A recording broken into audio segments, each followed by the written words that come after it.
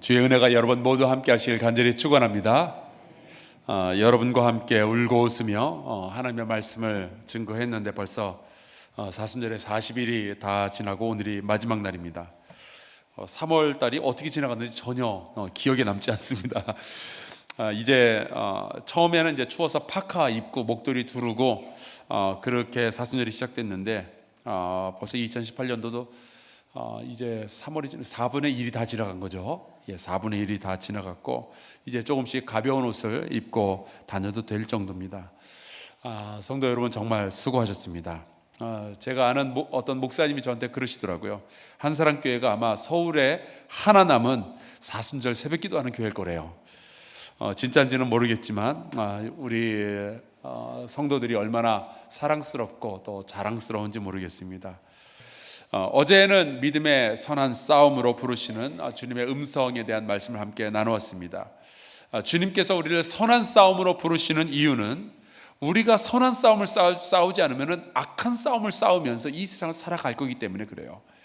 그래서 믿음의 선한 싸움으로 부르시는 주님의 음성에 응답하는 첫 번째 단계는 과연 무엇이 믿음의 선한 싸움인지를 분별하는 것입니다. 그게 굉장히 중요해요.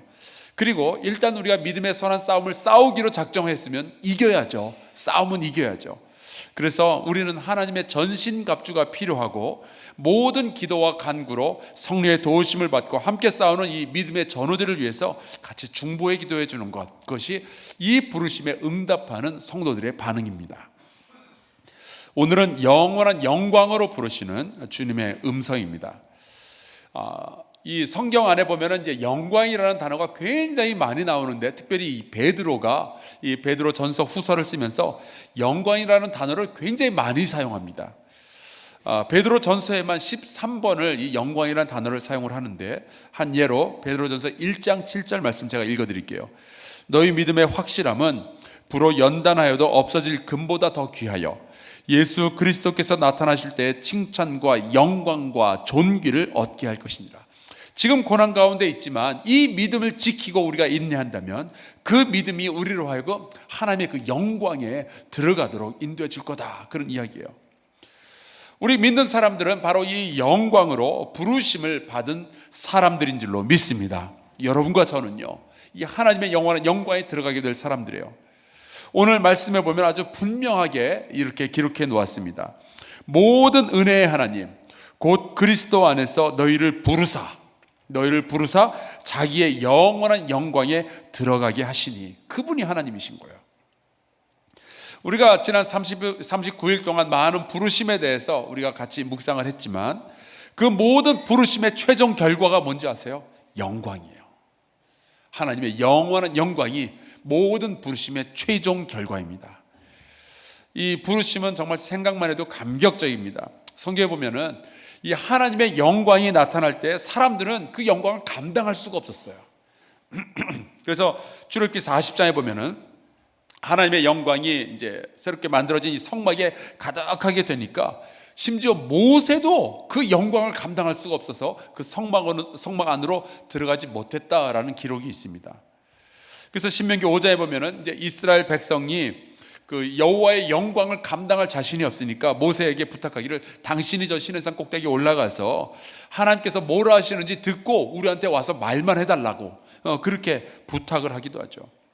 그런데 그 어마어마한 하나님의 영광에 우리가 참여할 수 있도록 하나님께서 우리를 불러주신 거예요. 그 영광으로 부름받았다는 것 자체가 영광인 줄로 믿습니다. 정말 어마어마한 부르심이에요. 그런데 이 부르심에 응답하는 것에 이제 몇 가지 문제가 좀 있습니다. 첫째, 우리의 현실은 이 영광에서 굉장히 좀 거리가 떨어져 있다는 거예요. 베드로는 자기의 상황을 5장 1절에 이렇게 표현을 했습니다. 그리스도의 고난의 증인이요 나타날 영광에 참여할 자니라. 이 베드로는 자기 자신이 장차 하나님의 영광에 참여할 것은 알고 있었어요. 그러나 지금은 영광의 증인이 아니라 고난의 증인으로 살아가는 거죠. 영광의 기쁨을 누리는 순간보다는 고난의 슬픔 때문에 눈물 짓는 순간이 더 많은 것, 그것이 지금 현재의 상황이에요. 우리의 현실입니다. 두 번째 문제가 있어요. 말씀을 묵상하는 가운데 제가 깨달았는데 그 하나님의 영원한 영광이 가지고 있는 어마어마한 가치, 그 엄청난 크기에 비해서 그 영광을 갈망하는 마음이 우리 가운데 그렇게 크지 않다는 거예요. 영광으로의 부르심은 받았지만 영광을 갈망하지 않는 인생을 너무나 많은 크리스천들이 살아가고 있습니다. 마치 결혼 날짜 다 잡아놓고 이 결혼하는 날 얼마나 즐거울까 아름다울까 생각을 하면서도 신부를 보고 싶어 하지 않는 신랑처럼 우리가 그렇게 신앙생활을 하고 있는 거예요. 여러분, 제가 한번 여쭤볼게요. 대답은 하지 마시고 생각만 해보세요. 가장 최근에 하나님의 영광에 대해서 깊이 묵상한 때가 언제였어요? 하나님의 영원한 영광에 대해서 갈망하신 적이 언제예요? 어찌 보면은 우리를 이 영광으로 부르신 하나님이 민망하게 여기실 정도로, 멋쩍으실 정도로 우리는 하나님의 영광을 생각도 하지 않고 갈망도 하지 않습니다. 그러면 어떤 결과가 나오는지 아세요? 현실의 고난에 지쳐요. 지금 아무리 힘들어도 내가 장차 받게 될 그 영광의 크기를 우리가 믿는다면, 그것을 우리가 갈망하고 있다면 지금 현실에 닥쳐온 이 고난을 참을만 하겠는데, 하나님의 영광이 눈앞에 보이지 않고 그것을 우리가 갈망하지 않으니까, 그것이 나에게 주어질 거라는 것을 우리가 믿지도 않고 묵상도 하지 않고 생각도 하지 않으니까 지금 내게 닥친 고난이 너무 커 보이는 거예요. 너무 힘든 거예요.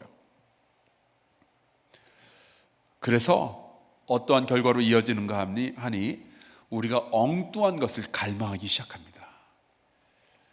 우리가 갈망하는 것은 저기 멀리 있는 하나님의 영광이 아니라 지금 내 현실에 들어와 있고 나를 괴롭히고 있는 이 고난을 벗어버리는 것, 이게 더 큰 갈망으로 내 안에서 작동하기 시작하는 거예요.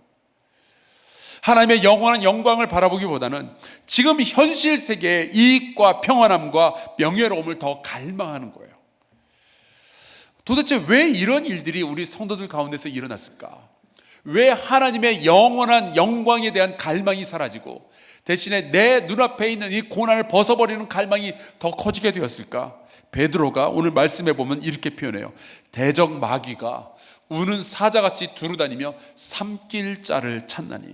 아하, 내가 지금 하나님의 영광을 바라보기보다는 이 세상의 즐거움에 만족하면서 살아가려고 한다면, 지금 내게 닥친 고난을 벗어버리는 게 나의 가장 큰 갈망이라면, 우리는 어쩌면 지금 마귀한테 한 반 정도 먹혀 있는 상황일지도 모르겠어요.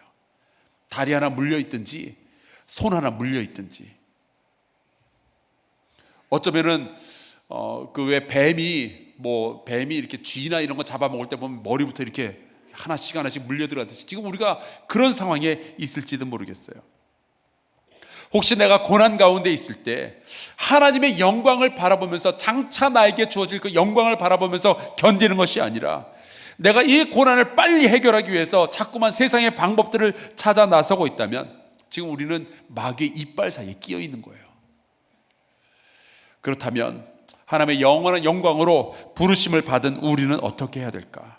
가장 우선되는 것은요, 믿음을 굳건히 하여 마귀를 대적하는 것입니다. 베드로 사도가 그렇게 이야기를 하고 있어요. 믿음을 굳건히 한다라는 이 말씀은 장차 주어질 그 영광을 다시 한번 바라보라 이거예요. 그것을 소망해야 된다, 그것을 갈망해야 된다는 뜻입니다. 우리는 영원한 영광으로 부르심을 받았다는 사실, 그리고 10절 말씀을 믿으라는 거예요. 친히 온전하게 하시며 굳건하게 하시며 강하게 하시며 털을 견고하게 하실 그 하나님을 믿으라는 거예요. 아무리 마귀가 우리를 해하려고 해도 그보다 강하신 하나님께서 우리를 지키실 것이다 라는 선포입니다. 그러니 세상의 이익 앞에서 기웃거리지 말고 하나님 믿는 자의 자존심을 가지고 살아가라 이거예요. 베드로전서 5장 2절에 보면은요, 믿는 자들은 더러운 이득을 위하여 일하지 말고 기꺼이 일하라고 되어 있어요. 그러면 영광의 관을 얻게 될 거, 이것을 꼭 너희가 믿고 살아가야 되지 않겠느냐 하는 거죠. 우리가 그 하나님의 영광을 바라보지 않으면요, 더러운 이익이 눈앞에 크게 보이기 시작해요. 그리고 어리고 젊은 사람들에 대한 말씀도 나왔는데 오늘 읽지는 않았지만 6절 7절에 나와요. 그러므로 고난 가운데 있더라도 하나님의 능하신 손 아래에서 겸손하라. 때가 되면 너희를 높이시리라. 너희 염려를 다 주께 맡기라. 이는 그가 너희를 돌보심이라. 현실이 고난이라고 해서 낭망하지 말라는 거예요. 현실이 너무 힘들다고 해서 눈앞에 더러운 이익을 쫓아가지 말라는 거예요. 언젠가는 하나님께서 우리를 높이시고 우리를 어마어마한 영광으로 들어가게 우리를 불러주셨는데, 그분이 우리를 돌보신다는 사실을 선포하며 오늘 하루를 살아가야 되지 않겠느냐, 그 말씀이에요. 가끔 텔레비전 보면은 이제 겨울에 얼음을 깨고 물에 들어갔다 나오는 게 벌칙 받는 그 연예인들이 보이더라고요. 여러분, 누가 1분 동안만 이 얼음 깨고 얼음 물 속에 들어가서 1분 동안 있다가 나오면은 100억 원을 주겠다라고 했을 때 여러분 어떻게 하시겠어요? 전 들어가요. 왜요? 100억 원의 가치에 비해서 1분 동안의 고난은 아무것도 아니니까. 여러분, 우리가 들어가게 될 이 영원한 영광에 비하면요, 이 세상의 고난은 잠깐이에요. 오늘 베드로가 말했죠. 잠깐 고난 받는다고. 우리가 받게 될 영원한 영광에 비하면 이 사순절 40일은요 정말 잠깐이에요. 지금 많이 힘든 분들 계실 거예요. 여러분들에게 베드로 사도가 말합니다. 주님께서 친히 여러분을 온전하게 하시며 굳건하게 하시며 강하게 하시며 터를 견고하게 해 주실 줄로 믿습니다. 그러니까 여러분, 우리가 믿고 간구하며 더러운 이익에 흔들리지 아니하도록, 더러운 이익을 얻느라고 하나님의 영광을 포기하는 일이 없도록 근신하고 깨어 기도하는 저와 여러분 될 수 있기를 간절히 축원합니다. 이 시대는 우리에게 자꾸만 그것을 이야기할 거예요. 하나님의 영광 내려놓고 대신에 지금 눈앞의 이익을 잡으라고. 여러분, 우리는 그럴 수 없습니다. 마귀가 우리에게 그렇게 이야기한다 할지라도 우리는 그 모든 것 물리치고 깨어서 근신하며 기도하며 하나님의 영광을 붙들고 살아가는 저와 여러분 될 수 있기를 간절히 축원합니다.